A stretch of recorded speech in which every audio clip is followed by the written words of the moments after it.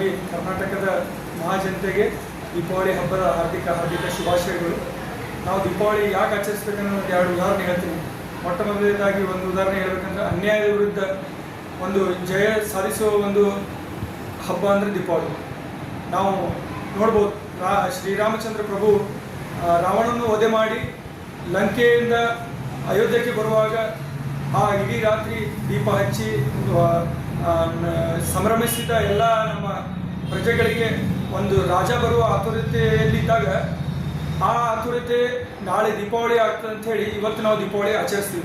ದೀಪಾವಳಿ ಯಾಕೆ ಆಚರಿಸ್ತೀವಿ ಅಂದರೆ, ಒಂದು ಅನ್ಯಾಯದ ವಿರುದ್ಧ ಒಂದು ಮಹಾಯುದ್ಧ ಮಾಡಿ ರಾವಣನನ್ನು ವಧೆ ಮಾಡಿ ರಾಮಚಂದ್ರ ಪ್ರಭು ಮತ್ತೆ ಅಯೋಧ್ಯೆಗೆ ಬರ್ತಾರೆ. ಅದಕ್ಕಾಗಿ ನಾವು ಒಂದು ದೀಪಾವಳಿ ಹಬ್ಬವನ್ನು ಆಚರಿಸ್ತೀವಿ, ಸಂಭ್ರಮದಿಂದ ಆಚರಿಸ್ತೀವಿ. ಅದೇ ರೀತಿ ಮಹಾಲಕ್ಷ್ಮಿಯ ಪೂಜೆ ಮಾಡಿ ಬರುವ ವರ್ಷದಲ್ಲಿ ನಮ್ಮ ಮನೆಯಲ್ಲಿ ಸುಖ, ಶಾಂತಿ, ನೆಮ್ಮದಿ ಹಾಗೂ ಸಂಪತ್ತು ತರಲಿ ಎಂದು ದೀಪಾವಳಿಯನ್ನು ಅತ್ಯಂತ ಅದ್ಧೂರಿಯಾಗಿ ನಾವು ಆಚರಿಸ್ತೀವಿ. ಅದೇ ರೀತಿಯಿಂದ ದೀಪ ಹಚ್ಚುವುದಾಗಲಿ, ಪಟಾಕಿ ಸಿಡಿಸುವುದಾಗಲಿ, ಅದೇ ರೀತಿಯಿಂದ ಸಿಹಿ ಹಂಚುವುದಾಗಲಿ, ಒಬ್ಬರ ಮನೆಗೆ ಒಬ್ಬರು ಹೋಗಿ ದೀಪಾವಳಿಯ ಒಂದು ಖುಷಿ ವ್ಯಕ್ತಪಡಿಸುವುದಾಗಲಿ, ಇವೆಲ್ಲ ಕಾರಣಕ್ಕಾಗಿ ನಾವು ದೀಪಾವಳಿಯನ್ನು ಆಚರಿಸ್ತೀವಿ.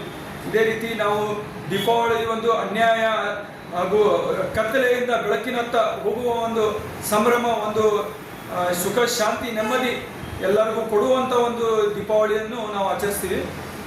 ನಾನು ರಾಮಚಂದ್ರ ಚೌಹಾಣ್, ನಿರ್ದೇಶಕರು ಶಿವಾಜಿ ಮಹಾರಾಜ್ ಕೋಆಪರೇಟಿವ್ ಬ್ಯಾಂಕ್ ಹಾಗೂ ಯುವ ಮುಖಂಡರು, BJP ಯುವ ಮೋರ್ಚಾ ವಿಜಯಪುರ.